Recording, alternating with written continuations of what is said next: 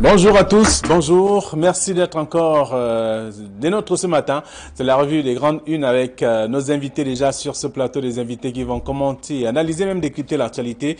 Et avec ces invités, nous commenterons donc de quelques sujets. La nouvelle expression qui est dans les kiosques ce matin parle du budget 2019 avec les prétentions même des départements ministériels, parlant notamment de l'éducation et bien entendu de la santé qui ont de la part belle, qui ont fait la part belle en tout cas ce matin dans le budget en tout cas de 2019.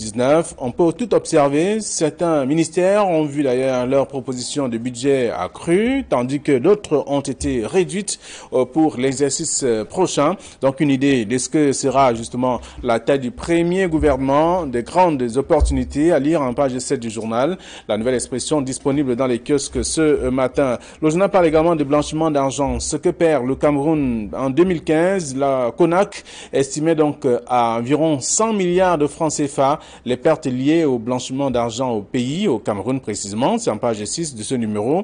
Le même journal parle également de la crise anglophone avec la conférence générale renvoyée à la veille notamment de l'événement tant attendu. Il se rapporte dans les coulisses que les autorités du Sud-Ouest auraient donc refusé de donner par écrit l'autorisation même pour la tenue d'une rencontre qui vise justement à apporter la paix et bien entendu le vivre ensemble tant prôné au sommet de l'État. Pour la deuxième fois, donc le cardinal Christian Tumi est obligé de reporter la rencontre. Des explications seront données dans tout cas ce jour au cours d'une conférence de presse donc ici à Douala. C'est en page 2 du journal La Nouvelle Expression. On parle également sport dans ce numéro avec Bafan, Unisport dans la tourmente. Le club remis donc entre les mains du préfet à part le bureau sortant qui peine donc à trouver un bureau exécutif pour débuter justement la saison sportive imminente. C'est à lire en page 11 du journal. Et on parle aussi de l'Union africaine avec des sanctions pour mauvais payeurs. C'est l'une des résolutions prises au sortir justement du sommet extraordinaire de l'Union africaine tenu donc les 17 et 18 novembre dernier en Éthiopie. En page 12 de la nouvelle expression disponible dans les kiosques ce matin. À lire également dans les kiosques aussi d'autres tabloïds qui sont disponibles. Il y a par exemple Émergence qui s'intéresse à Buea, grève aux graves menaces sur la tenue de la conférence générale anglophone. Tout cela contenu dans le journal, le dossier proposé par le numéro Émergence. Le journal parle également du tribalisme, la montée en puissance inquiète justement, à lire dans le numéro de ce matin. Le journal parle aussi d'autres faits parlant du port de Douala, le dédouanement des véhicules qui coincent, c'est à lire dans le numéro disponible aussi. Le journal s'intéresse à autre chose que vous aurez à découvrir si vous faites un tour dans les kiosques, tout comme le quotidien Le Jour qui parle donc après la présidentielle. Le social-démocratique Front veut changer de cap, c'est à lire dans le journal avec une conférence de presse annoncée également pour demain à Yaoundé. C'est le secrétaire général du parti qui l'annonce et dans le numéro disponible aujourd'hui. Le journal s'intéresse aussi aux universités d'État avec les enseignants qui annoncent une grève, à lire également dans le journal. Et aussi dans le journal ce matin, le quotidien Le Jour, on parle donc du recrutement dans le BI et la garde présidentielle. 850 jeunes retenus dans la région du centre. C'est ce que dit le journal ce matin. À lire donc si vous faites un tour dans les kiosques. Le journal Mutation parle d'exercice budgétaire 2019. 38 milliards de francs CFA pour la mise en place des régions. C'est ce que dit le numéro de ce matin. Donc une légère hausse pour ce département ministériel. Parti donc de 11 milliards à pratiquement 45 milliards cette fois-ci, c'est ce que dit le journal également, avec des actions qui sont amenées pour mettre justement à jour le ministère de la décentralisation et les actions amenées sur le terrain. C'est ce que propose le journal dans le dossier de ce matin. À ligne dans Mutation, qui a également d'autres informations que je vous invite à découvrir. Le journal parle également dans le financier d'Afrique qui s'intéresse aussi à la loi des finances, parle du Cameroun et qui table sur 4 850 milliards de francs CFA en 2019. Dont d'autres faits également à lire dans le numéro de ce matin et à quoi va servir cet argent également et les départements ministériels qui sont aussi en pole position dans ce budget, c'est à lire dans le dossier proposé par le financier d'Afrique de ce matin. Le journal s'intéresse à autres faits, d'autres sujets aussi, tout comme Cameroun Tribune, qui est dans les kiosques qui parle du Cameroun à Arabie Saoudite, donc vision commune contre le terrorisme dans notre pays, donc reçu hier au Palais de l'Unité par le président de la République, en tout cas l'émissaire venu notamment de l'Arabie Saoudite a également évoqué les relations qui existent entre le Cameroun et l'Arabie Saoudite et ce qui a déjà été fait pour le Cameroun et ce qui sera davantage fait pour sauver l'honneur de notre notre pays en termes de lutte contre le terrorisme également. C'est à lire dans le dossier proposé par Cameroun Tribune de ce matin, qui a également d'autres sujets que je vous invite à découvrir dans le numéro. Le soir hebdomadaire parle de l'affaire Nextel avec, bien entendu, les 56 Vietnamiens qui occupent illégalement les postes des Camerounais. C'est ce que dit le journal dans le dossier également. Et juste en face, il y a Kalara qui s'intéresse à la même affaire et parle de l'État du Vietnam qui exige donc la protection de ses employés. C'est à lire dans le même dossier. Le journal s'intéresse aussi à la coopération avec 3 avocats en course donc pour succéder à Maître Igné Kamga. C'est dans l'autre volet, dans l'autre article contenu dans le journal Kalara, disponible dans les kiosques et d'autres informations aussi. Le journal indépendant s'intéresse notamment aux prétendants donc au poste de Premier ministre au Cameroun. Le journal parle donc de 3 noms, cite 3 noms, et qui des 3 sera donc Premier ministre au Cameroun. Ce sont bien entendu des ressortissants du Septentrion. Et là, le journal précise que c'est le retour annoncé donc à la primature du Grand Nord Sud donc au suffrage exprimé au cours du dernier scrutin. C'est à découvrir dans le dossier proposé par le journal de la page 2 à la page 3. C'est le journal indépendant qui le dit ce matin. Le journal, le quotidien de l'économie parle plutôt des finances publiques. Pourquoi la dette du Cameroun reste préoccupante, avec l'analyse bien entendu de Christian Pendaïkoka dans le numéro de ce matin. C'est à découvrir aussi dans le journal. D'autres informations disponibles. Info Matin parle de positionnement. Henri Eyebe ici, portrait donc d'une machine à tuer dans son département, à lire donc dans le journal pour dire que le carriériste donc à la tête du Minader reste sur place et n'accorde pas d'espace aux jeunes militants de son parti dans sa localité. Donc, il est le seul à parler, notamment au nom du parti, et ce qui frustre d'ailleurs plusieurs jeunes aussi aujourd'hui qui veulent également parler au nom de cette formation politique et mener également des actions sur le terrain. C'est à lire dans le journal Info Matin de ce matin qui parle également du gouvernement des grandes opportunités. Le Premier ministre, un fils du Grand Nord, pressenti, c'est ce que dit le journal également ce matin. Et voilà du moins ce que la presse propose, celle que nous avons reçue à notre rédaction. Et pour commenter quelques sujets ce matin, Donald Brice Kamgan est toujours là. Bonjour. Bonjour Flavien, bonjour à Camille, bonjour à l'ensemble de ceux qui nous écouterons ce matin. Je voudrais dire bonjour à l'ensemble de nos téléspectateurs d'ici et d'ailleurs. Merci de m'avoir associé une fois de plus à ce plateau d'analyse du contenu de la presse. Merci d'être là également. Bonjour Camille. Flavien Valonongo, bonjour. Bonjour Donald Brice Kamgan, bonjour téléspectateurs d'Equinox Télévision. Très bien. Avec vous, nous allons faire le tour de quelques sujets proposés par la presse. Ou donc ce matin, on s'intéresse d'ailleurs à cette menace. On parle de la conférence générale renvoyée, parlant notamment dans le cas de la crise anglophone. On a entendu dans la nouvelle expression, on a lu dans la nouvelle expression, à la veille notamment de l'événement, tant attendu par le grand public, reporté une fois encore, et il y a une conférence qui se tient aujourd'hui pour expliquer davantage. Mais est-ce que ça fait problème véritablement lorsqu'on annonce une conférence comme celle-là préparée par ces gens, par un groupe de personnes, et à la dernière minute, il y a blocus? Oui, je pense que c'est l'adjectif qui s'y est pour qualifier cette actualité. C'est regrettable. Regrettable parce que d'abord c'est la deuxième fois que cette conférence est renvoyée. Elle était prévue du 29 au 30 août dernier. Elle avait été renvoyée. Donc c'est le deuxième renvoi. Cette fois, on n'a pas encore de date annoncée. On attend de voir ce que le comité d'organisation dira au cours de la conférence de presse qui se tient ce matin à l'archidiocèse de Douala. C'est regrettable parce que nous appelons tous depuis 2 ans au moins à la cessation des violences qui sont en cours dans les régions du nord-ouest et du sud-ouest. Et face à l'immobilisme du gouvernement, c'est le mot qu'il faut utiliser, on a pensé que une initiative comme celle-là devait bénéficier de son appui.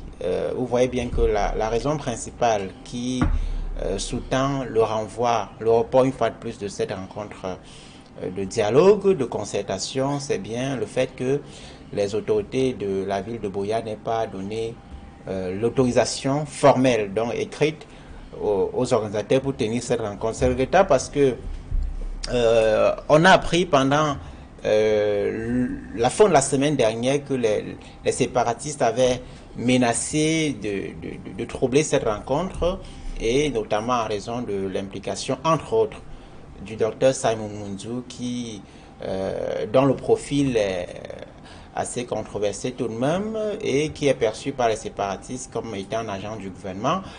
Il a démissionné pour donner la chance à cette rencontre de pouvoir se tenir. Les séparatistes ont, dimanche, on l'a appris à travers la toile, levé le mot d'ordre d'appel à 5 jours de ville morte en contestation à cette rencontre.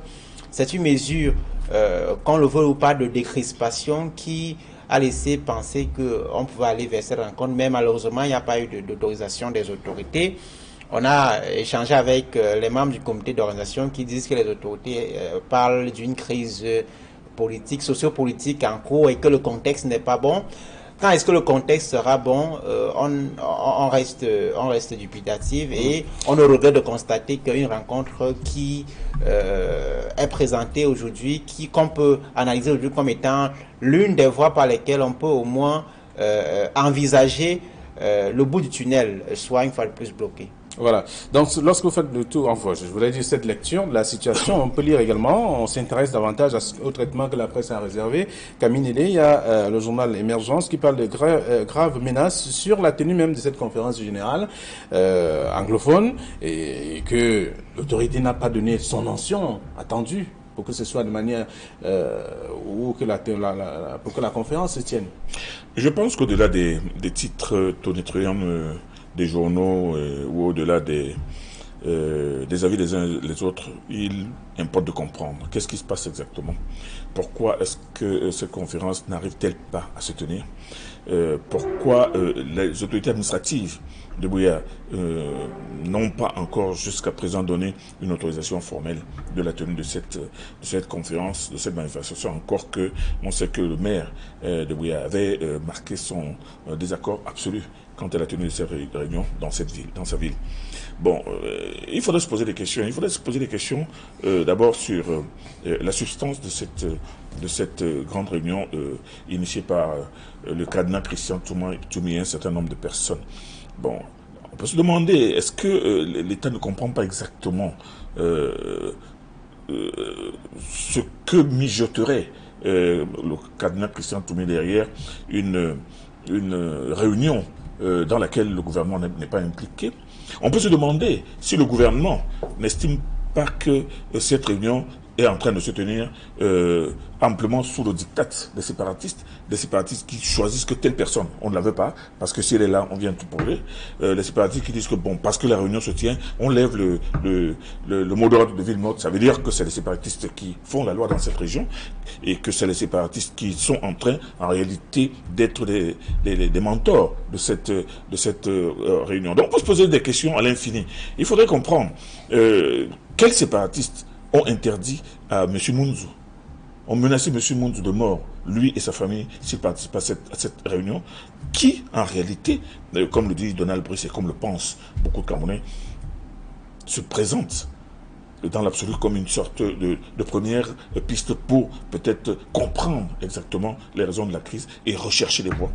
Pourquoi cette implication, je dis, induite et même pesante des séparatistes sur une manifestation dont on dit qu'elle doit mener vers la paix.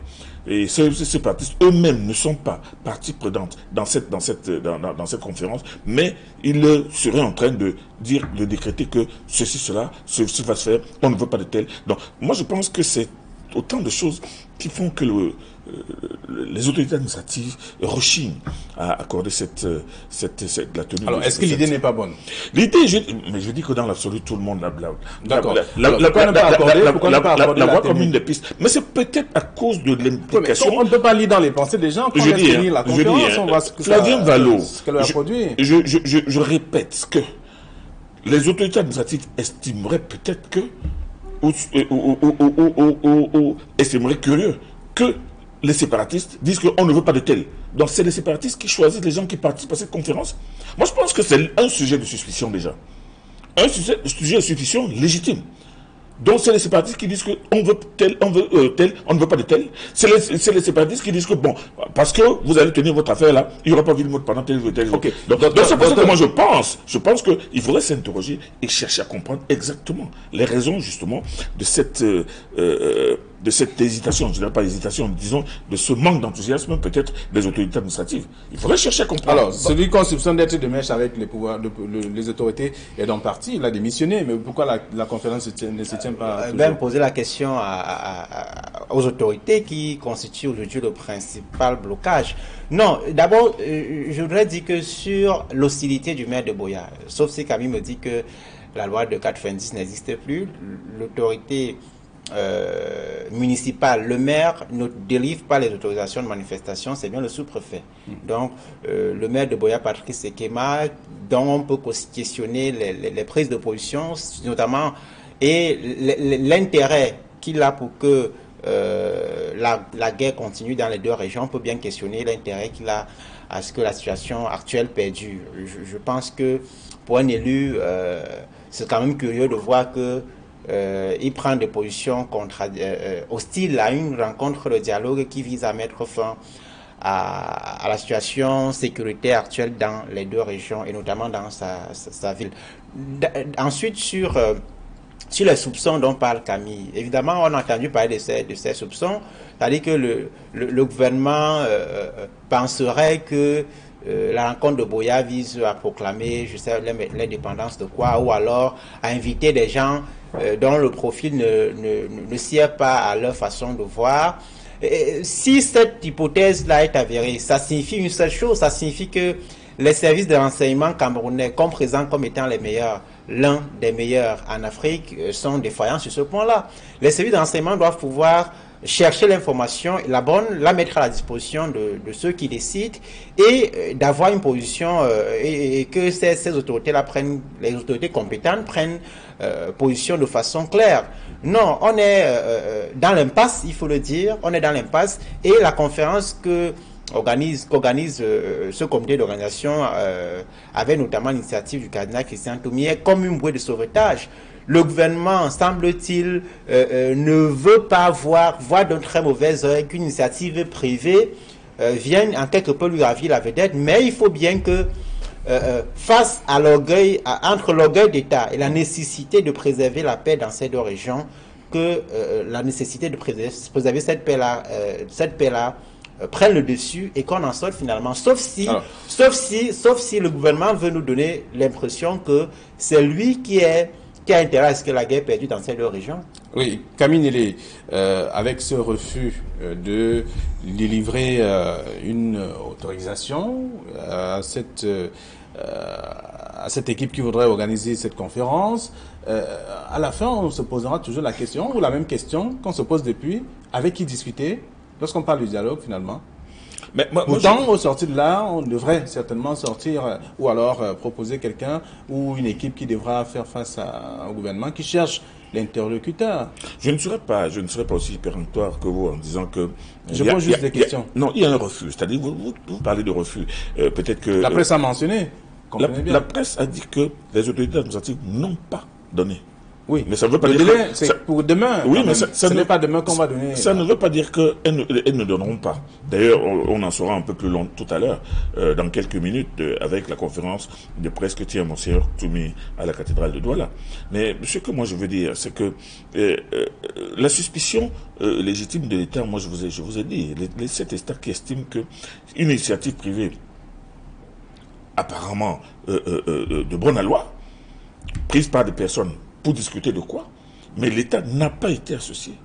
Ce sont les privés qui décident de se réunir et qui disent que nous allons discuter. Ok, ce n'est pas une mauvaise idée, mais est-ce que à quoi mènera cette conférence? À quoi mènera cette rencontre? Vers où et pourquoi l'État n'est-il pas associé? Pourquoi les organisateurs n'ont-ils pas eu d'abord un conciliateur avec l'État pour savoir si l'État peut venir ou si l'État ne peut pas venir ou s'il peut faire seul? Moi, je pense que c'est autant de choses qui rendent un peu cette préoccupation assez curieuse. Donc, on se trouve dans une situation, tout le monde le dit, moi j'ai toujours dit, que toute initiative tendant à conduire le Cameroun vers une sortie de cette crise serait la bienvenue. Mais seulement, cette initiative, moi je pense qu'elle ne peut pas être prise sans l'aval ou la bénédiction de l'État. Quel intérêt est-ce que l'État a à ne pas donner son onction à la tenue de cette rencontre? Je rappelle que les organisateurs ont clairement indiqué que l'État a été sollicité et ce n'est que cet accompagnement qui manque notamment avec cette autorisation qui fait défaut aujourd'hui. Très bien. Alors, donc, les lecteurs vont découvrir ce que la presse a réservé comme traitement à ces sujets, parlant notamment de la crise anglophone, la nouvelle expression qui parle de la conférence générale renvoyée, et là, le journal Émergence qui parle de graves menaces sur la tenue de la conférence générale anglophone. Donc, on peut lire tout cela dans la presse ce matin, et d'autres tabloïds qui se sont également intéressés à ce sujet. Le quotidien Le Jour parle du Social Democratic Front qui veut changer de cap après le scrutin présidentiel. Oui, vous savez que le Social Democratic Front est sorti de la présidentielle très fragilisé. C'est historique que le SDF soit classé 4e au thème d'une élection présidentielle. Ce n'est jamais arrivé depuis sa création en mai 90. Après la présidentielle, il faut faire le bilan, il faut tenir compte du contexte sociopolitique actuel, des nouvelles forces qui sont apparues à l'occasion de ce scrutin. Se projeter, rajeunir le personnel politique, poursuivre l'implémentation, animer les structures de base du parti et évidemment tenir compte de l'environnement actuel avec notamment les réseaux sociaux, la classe jeune qui est de plus en plus enthousiaste. Cette conférence de presse que donne demain Jean Temelot, le secrétaire général du SDF, est absolument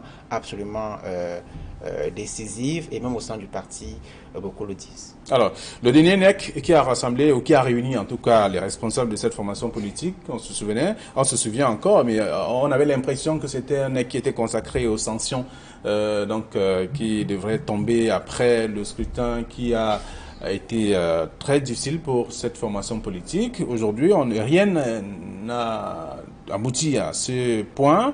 Et là, est-ce qu'on pourrait s'attendre, même si on parle aujourd'hui de changement de cap annoncé aujourd'hui, ça va également inclure ces sanctions? C'était les réseaux sociaux qui avaient évoqué d'hypothétiques sanctions. Ce sont les mêmes réseaux sociaux qui étaient même jusqu'à parler de l'exclusion du candidat aussi. Non, on a raconté tout et n'importe quoi. Il était tout à fait normal qu'après l'élection, le SDF, qui avait suivi un sérieux revers, se rassemble, se regarde dans les yeux, fasse un peu le point, et maintenant commence à poser des actes politiques comme celui qui va être fait dans la prochaine réunion. Alors moi, il ne faudrait pas que les gens passent leur temps à lire dans la boule de cristal et à inventer des intentions à des personnes qui ont leurs propres problèmes. Le SDF est un très très grand parti. Jusqu'à présent, quoi que disent certains ignorants, qui estiment que le SDF n'est plus le deuxième parti de l'opposition. Le SDF demeure le deuxième parti de l'opposition compte tenu de ses députés et de ses représentants au Sénat. Donc, le SDF demeure toujours la grande figure de l'opposition. Maintenant, il est temps. C'est maintenant que le SDF peut regarder l'avenir sereinement. C'est-à-dire que un mois et demi, 2 mois après l'élection, sûrement, bon, qu'est-ce qui n'a pas marché? Qu'est-ce qu'on va faire? Qu'est-ce qu'on doit réorganiser? Faire le tour aussi, faire le point sur ces débauchages de ces personnes qui sont parties. Pourquoi elles sont parties? Pourquoi sont-elles retrouvées dans d'autres partis? Moi, je pense que il faut laisser le SDF faire, et sans forcément donner une coloration ou une forme ou un format à ce qu'elle est en train de faire, comme si ce sont les autres qui, jusqu'à présent, avaient fait le SDF. Très bien. Alors, vous êtes prononcé sur ce point. Donald Brice-Kamga, les lecteurs également vont lire ce que le journal propose, parlant du Social Democratic Front qui veut changer de cap. Finalement, vous voulez ajouter un autre volet? Oui, moi je pense que le débat sur le rang du SDF est un débat subsidiaire. Le principal enjeu, c'est de reconquérir l'espace qu'il a perdu. Sur ce point-là, il n'y a pas de débat. Le SDF a perdu beaucoup de terrain au profit de nouvelles forces politiques. On attendra de voir lors des prochaines échéances, les municipales et les législatives de l'an prochain, quelle est l'implantation locale des différentes forces politiques, Univers, MRC et le SDF, qui sont les principales forces de l'opposition aujourd'hui. Je voudrais juste se rappeler qu'effectivement, il y a des militants qui ont estimé que Joshua aussi devait être sanctionné, mais le SG du SDF a indiqué que l'un n'était pas aux sanctions disciplinaires et que le plus important aujourd'hui pour le SDF était de se relever de cette chute. Voilà.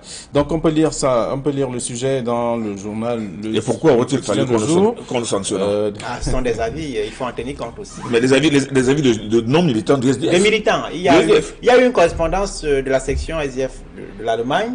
Il y a une sortie du maire de Loum qui a demandé quasiment que le Chouassi soit démis de ses fonctions. Deux individus sur 1 million de militants. On a parlé d'une section. Une section d'Allemagne. Écoutez, c'est pas un débat qu'il faut... Évidemment, c'est un débat en interne au sein du parti. Il gérera ça comme il le sent, comme il peut. Je crois qu'au restant NEC à Yaoundé, le chairman du parti a indiqué que ce sera débattu lors du prochain NEC à Bamenda. C'est une question qu'il ne faut pas négliger. Ce sont des opinions et lorsque ça vient d'un élu, il ne faut pas négliger. Ça peut être... là sont ceux qui ont pris position publiquement. Lorsqu'on parvient à prendre position de façon publique sur cette sanction qu'on souhaite, il faut aussi se demander quels sont ceux qui partagent le même sentiment ou bien la même opinion et qui ne l'ont pas exprimé. Ce sont des débats sur lesquels il faut pouvoir trancher en interne. Très bien. Alors, autre chose à lire également ce matin dans la presse, il est question de parler du budget 2019. On voit bien qu'il y a des prétentions des départements ministériels. C'est la nouvelle expression qui nous l'apprend. Certains ministères ont vu leur proposition de budget accrue, tandis que d'autres ont vu donc des projets réduits donc à certains niveaux donc pour l'exercice à venir. Et là, le journal Mutation ce matin parle de 38 milliards de francs CFA pour la mise en place des régions, avec notamment le ministère en charge de la décentralisation et des collectivités locales. Oui, le premier constat, c'est que le budget est en augmentation de 61 milliards de francs CFA par rapport à l'année 2018 qui est en cours. Cette augmentation s'explique par des dépenses très importantes que l'État devrait faire en 2019. Lorsque je regarde le tableau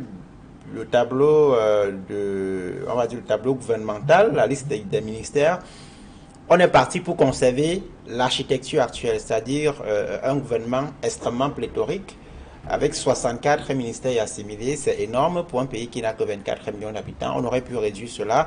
À quoi bon d'avoir un ministère de l'éducation de base, des enseignements secondaires, du ministère de l'enseignement supérieur, ministère de l'emploi et de la formation professionnelle, ministère des affaires sociales, à côté d'un ministère de la promotion de la femme et de la famille. Tout cela fait doublon.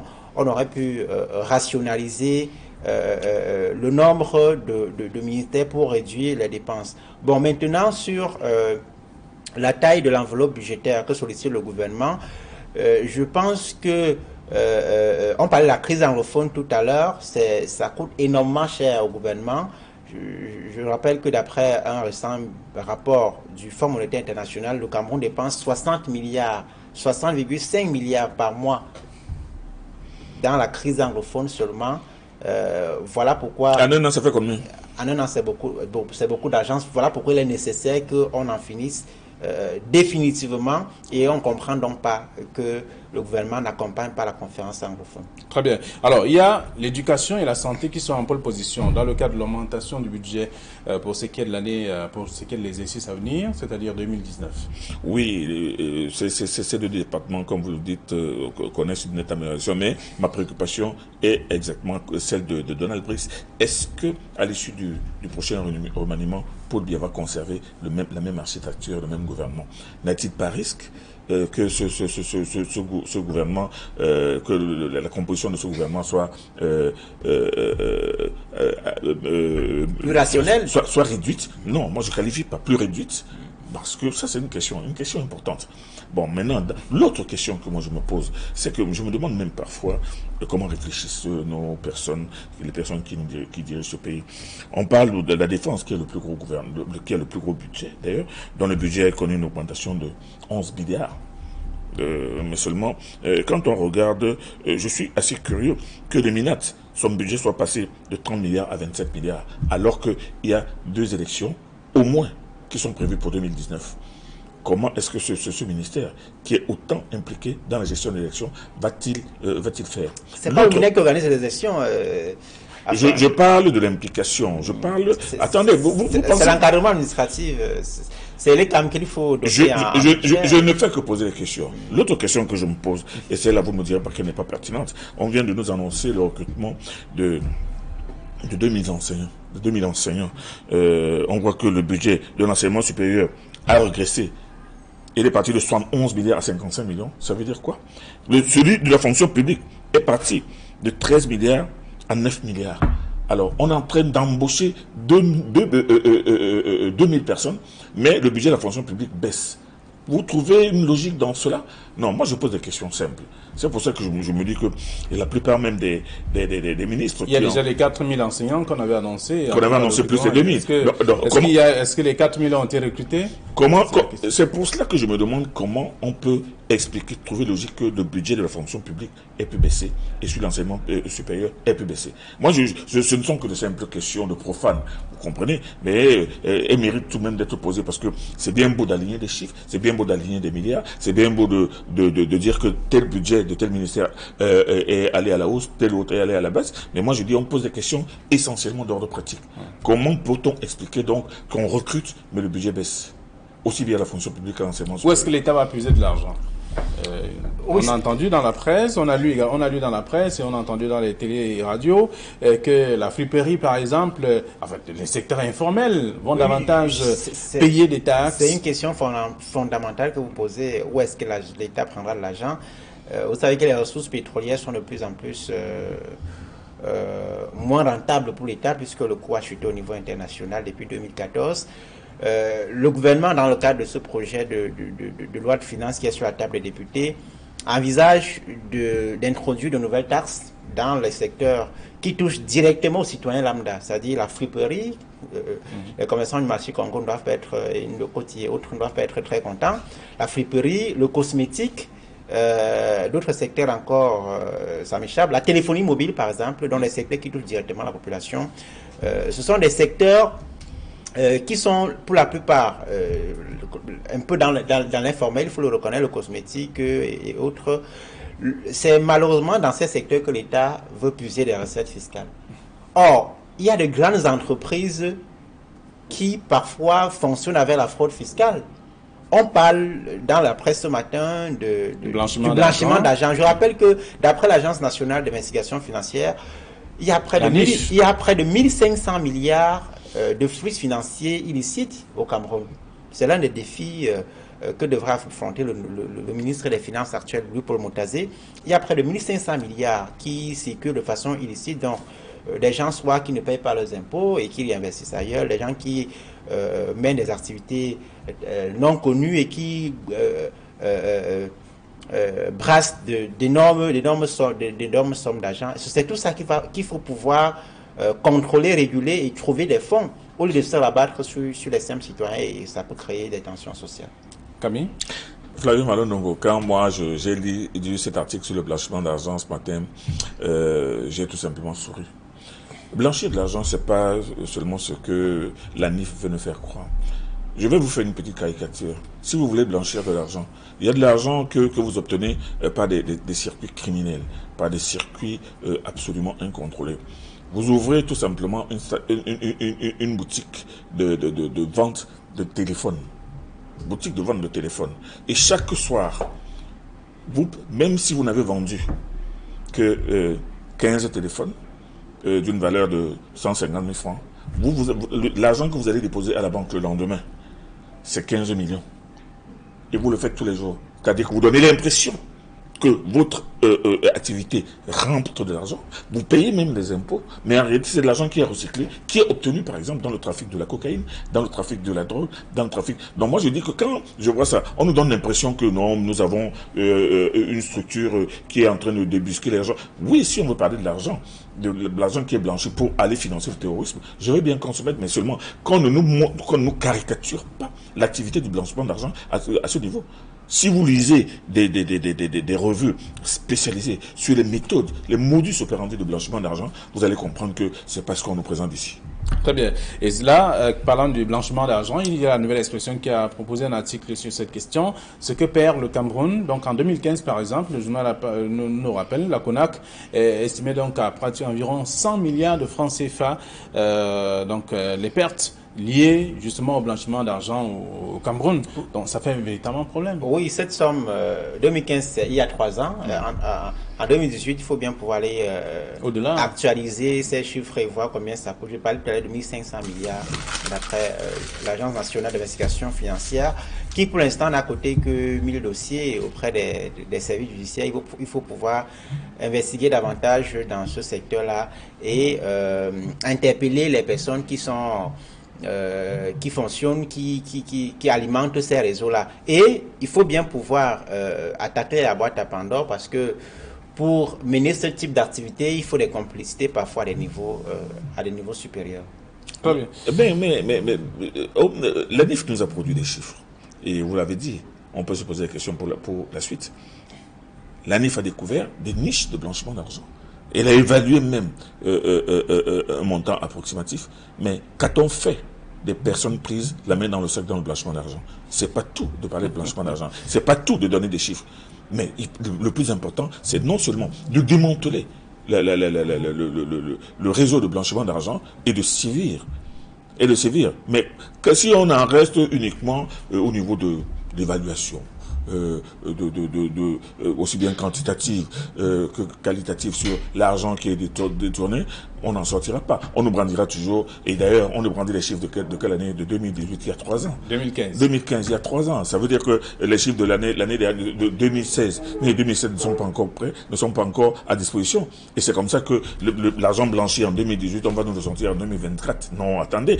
Si vous voulez qu'il y ait des agences crédibles qui font un travail sérieux, et un travail vraiment qui doivent profiter au Cameroun, c'est pas tout de dire que le Cameroun perd 100 milliards, mais c'est de dire que le Cameroun a perdu 100 milliards, mais seulement les gens qui ont fait que le Cameroun perd, les voici. Et on les a sanctionnés. C'est tout. Donc, ne restons pas toujours dans le stade de satisfait qui n'apporte rien de positif, ni de réel.